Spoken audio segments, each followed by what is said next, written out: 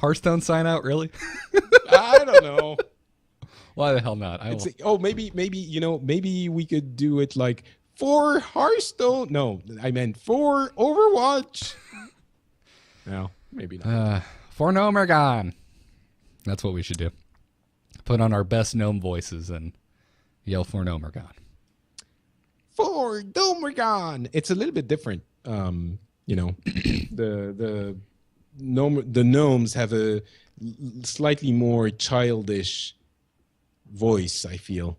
It's like for Nomergon. Yeah. It's not like yeah, it's like a nerdy child.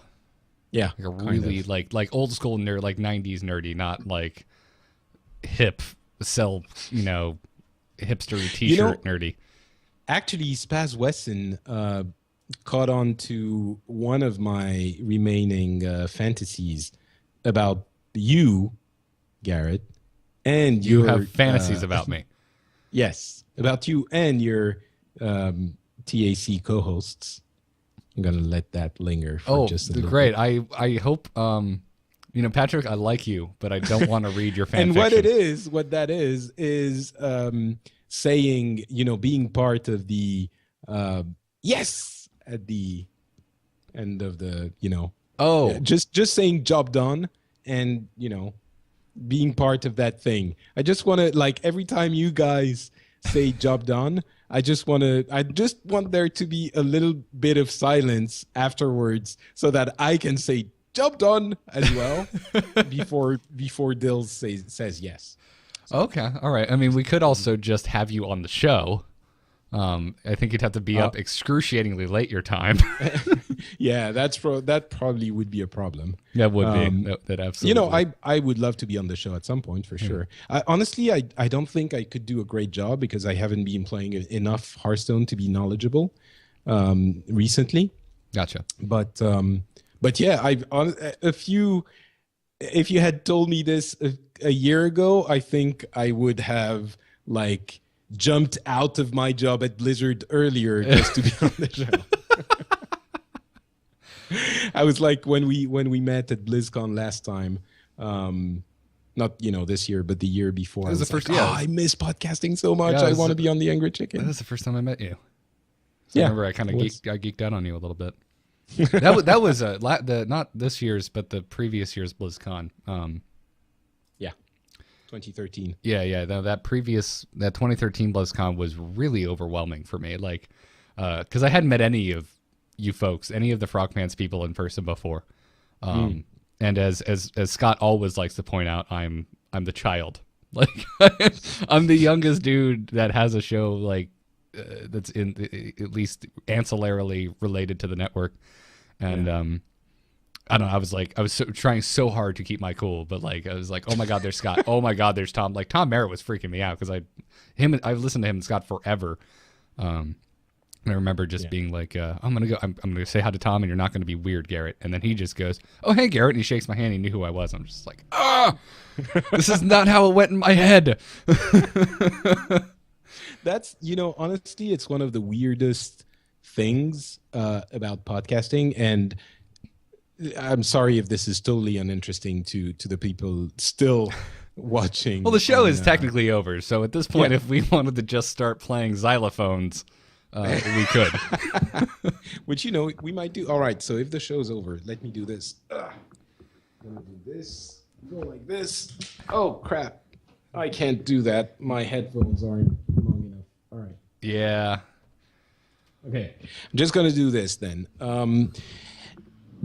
The super weird thing that every podcaster experiences at some point is that you listen to people who do podcasts and you feel like you know them, right? Because this is a quality of podcasting which is so fun and genuine that it feels like you know them. Well, a lot of people do it so frequently that you get kind of this idea. Yeah. It's like, well, I know far too much about this person. Exactly. But it's not just about the frequency and the knowledge of the person. It's also about when you listen to a journalist, they have a journalistic persona.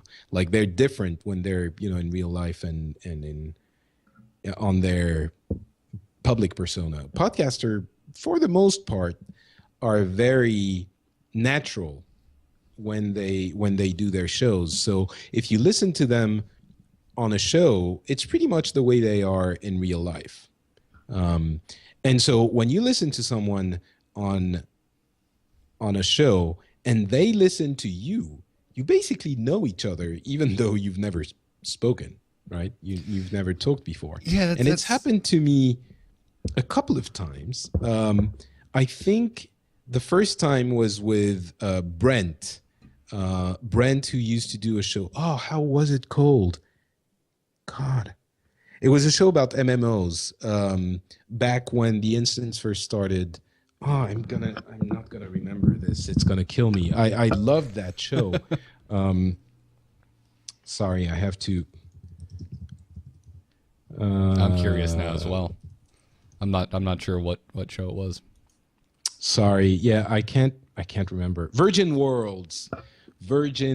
So anyway, it was a show I loved listening to for a long time. He was doing it alone. It was anyway, and I think we met at some point. I think it was Brent, and I went to him and I was like, "Hey, Brent, how's it going?" And he was like, "Hey, Patrick," and it took about, I don't know, a couple of minutes until we were like, "Hey, wait a second, we've never met before, have we?"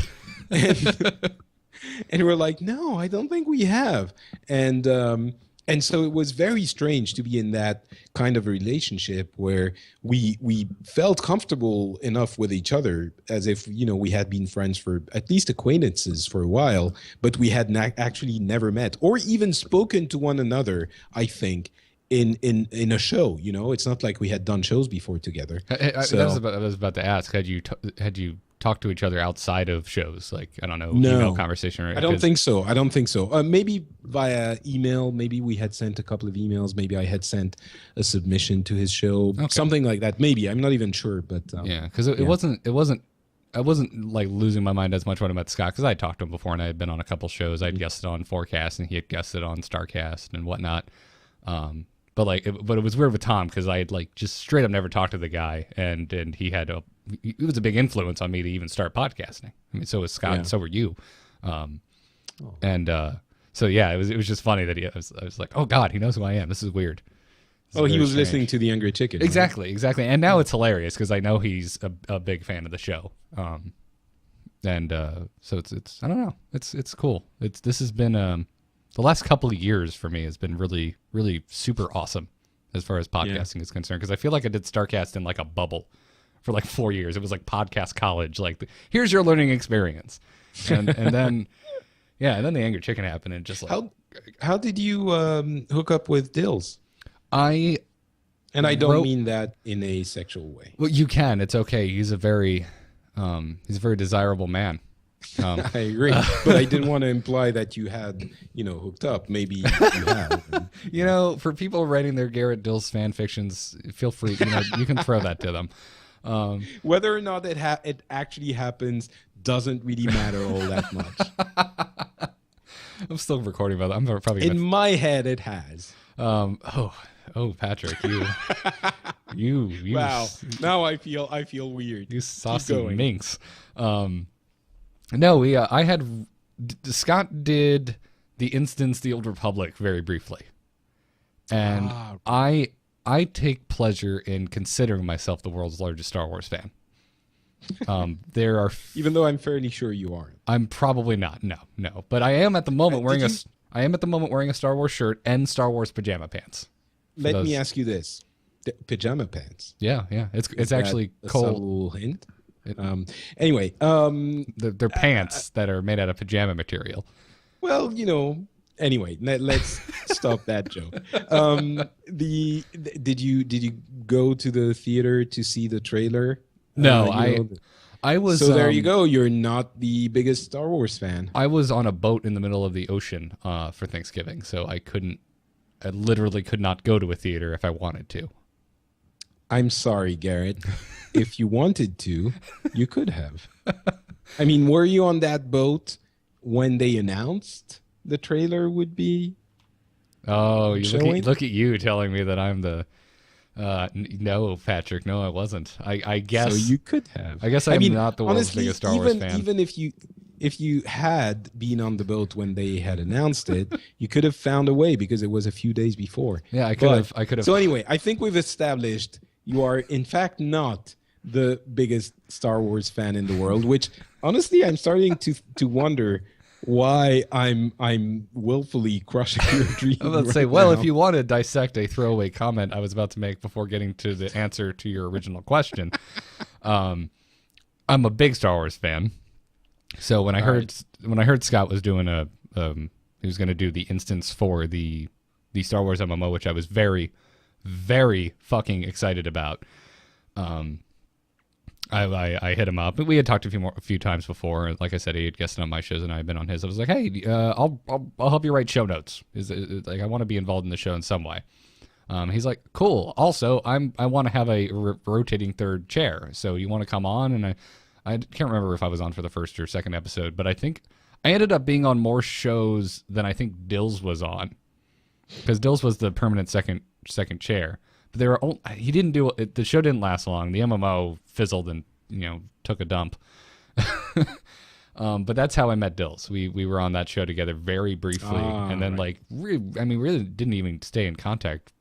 But I had his Skype and stuff. So when Hearthstone came out, I was loving the shit out of it. And I heard there was one episode of the instance I was listening to where Dills was just feverishly like losing his mind about Hearthstone. So I just sent him a message like, "Yo, Hearthstone podcast," and he was like, "Yo, sure." And that's how that happened. It's not an interesting story. That took 10 minutes. Well, it's because you called my Star Wars fandom into question. That is true. To which I may have to one day strike you down with a lightsaber for doing so. But well, when they actually invent lightsabers, we'll talk. Yeah, I was going to say I will be glad to be struck down, but science has done incredible things in the past few years, so let's not quite, When I strike you down, you will become more powerful than I could ever imagine. You know what? I'd rather not take the chance. Let's see how it goes if you don't strike me down. Wonderful. And once I do have the training of a Jedi Master, then maybe I'll become more. But also, I mean, Obi-Wan Kenobi is cool and all that, but once he becomes more powerful than Darth Vader could ever imagine, he doesn't seem to be all that powerful, honestly. I don't know where he goes from there. But he's just like a ghostly apparition from time to time. That doesn't seem to hold a lot of sway, at least not over the physical world. Maybe he is at best shaping reality behind his death veil. But yeah, I was about to say he is at best just making his protege look like a schizophrenic. Like that's true. That's his great power. Everyone's questioning Luke's resolve. Way to go, Obi. Actually, maybe Ben Kenobi was like, he was a little bit old. He was getting tired in his fight against Darth Vader, and he was like, fuck, what can I do? And then he was like, all right, I know. I'll do something like super impressive. I'll just stop fighting, get my lightsaber like this, and tell something ominous. And I'll go like, he will be so impressed. He's just going to go, oh, crap. If I strike him down, he'll become even more powerful. Maybe I shouldn't strike him down. And his plan completely didn't work. Darth Vader was just like, oh, yeah, old man, boom, take this. And okay, he disappeared. So Obi-Wan's last thought was, I regret this. That's his last thought. His dying thought was, oh, bad decision. Yeah, maybe. I like that theory. That is the best fan theory I've ever heard. Thank you. We can, say that we constructed it together. Unless you don't want to, unless it insults your Star Wars fandom. No, it's totally fine. Okay. It's cool. Not more than your questioning of my fandom has already damaged. I already regret it. I'm sorry. I feel I've touched on something, something. Oh, good. I'm glad that my screwing with you has paid off. Excellent. Yes. Unlike Ben Kenobi's screwing with Darth Vader. Yeah, that did not pay off. Spaz, yes, we have the same microphone. Spaz in the chat room was asking if we have the same mic.